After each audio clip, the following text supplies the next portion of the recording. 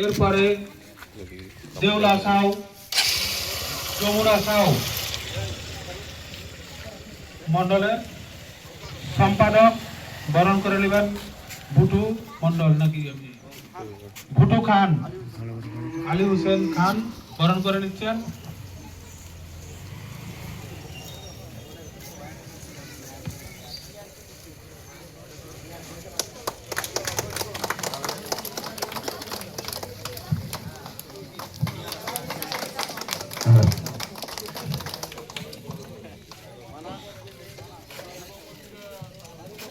যুব মোর্চার সাধারণ সম্পাদক প্রসেনজিৎ ঘুরে ওনাকে বরণ করেছেন আমাদের নতুন মূল কর্মকর্তা মনসুর পাঠান। সামনে মানে এই সামনেটা আছে।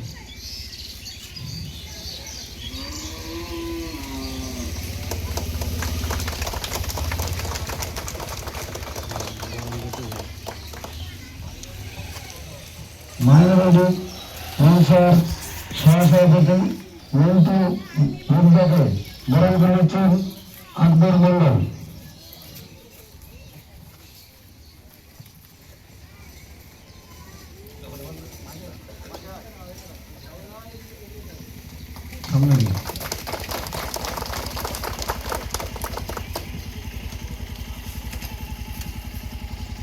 সামনে সামান্তকে বরণ করেছেন সাবুর মন্ডল।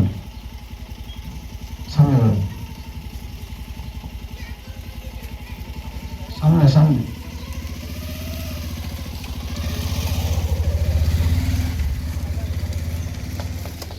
এরপরে আমাদের নির্মল ঘোষকে বরণ করেছেন আমাদের ফারুক মন্ডল।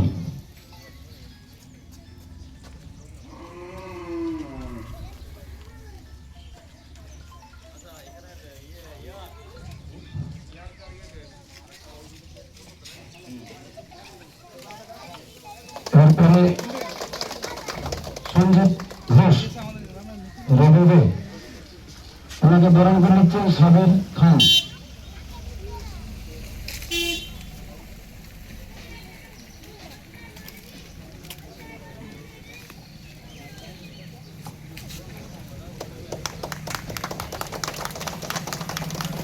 এরপরে বরণ করছেন কাজের মাঝিকে কুমা মন্ডল, আমাদের কুমা মন্ডল। সামনে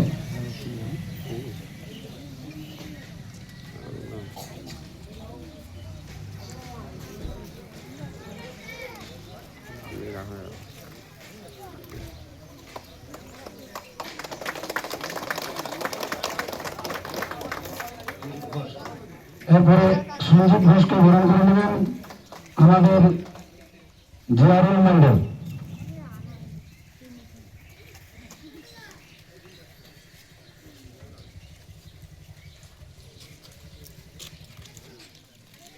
সামনে দিলে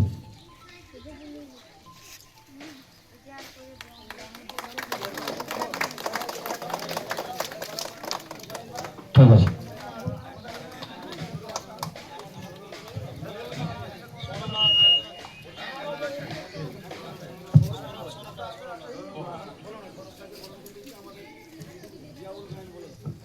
সৌরভ বাবুকে বরণ করে নিচ্ছেন জিয়ারুল গায়েন।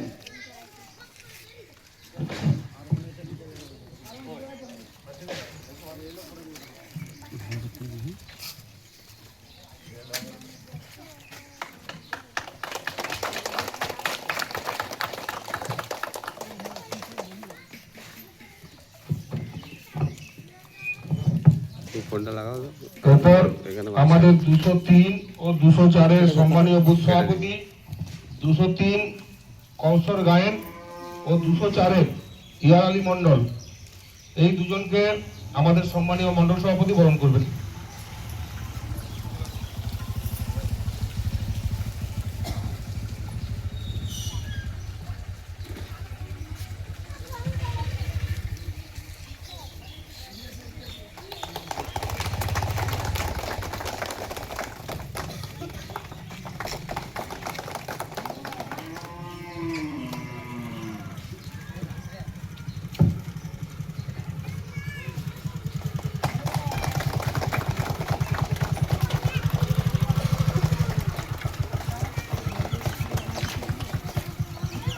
আমাদের মধ্যে উপস্থিত হয়েছেন শালবনী 2 মণ্ডলের মাইনরিটি মোর্চার সম্মানীয় সভাপতি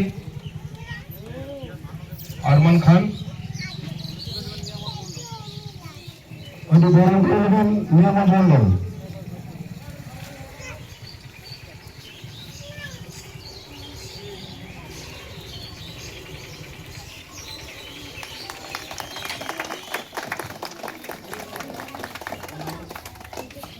সাংসদকে বরণ করে নেবেন আমাদের মেম্বার সেলিম।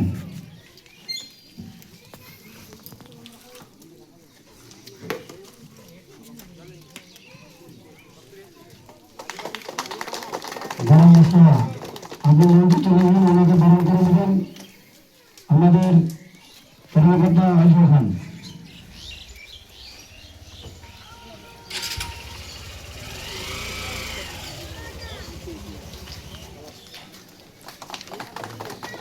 আমরা আরেকটা বুথের আমাদের বাইরে এসে মঞ্চে আসতে পারবো, ওনাকে বরণ করে নেবেন আবেদ খান।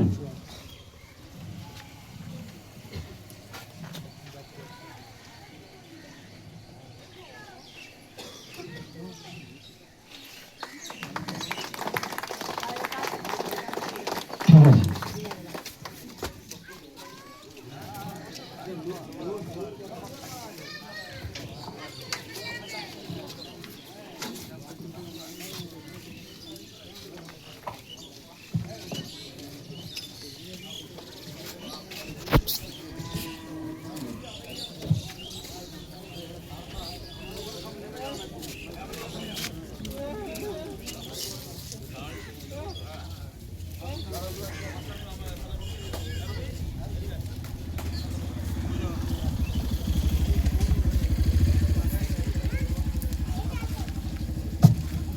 হ্যালো।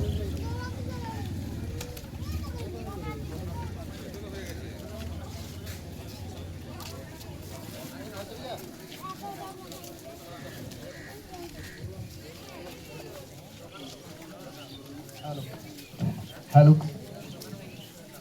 আজ মেটাডাহর পূর্ব পশ্চিমের আমাদের যে ভারতীয় জনতা পার্টির সংখ্যালঘু মোর্চার কার্যক্রম শুরু হয়েছে।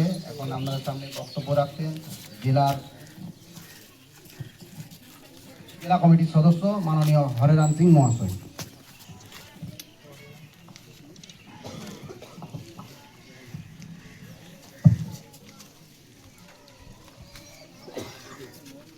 আমরা যারা এখানে উপস্থিত হয়েছি, আমাদের কার্যক্রম শুরুর পূর্বেই আমরা একবার জোর করে দু হাত মুঠা করে, সামনে যারা আছেন হাত মুঠা করুন।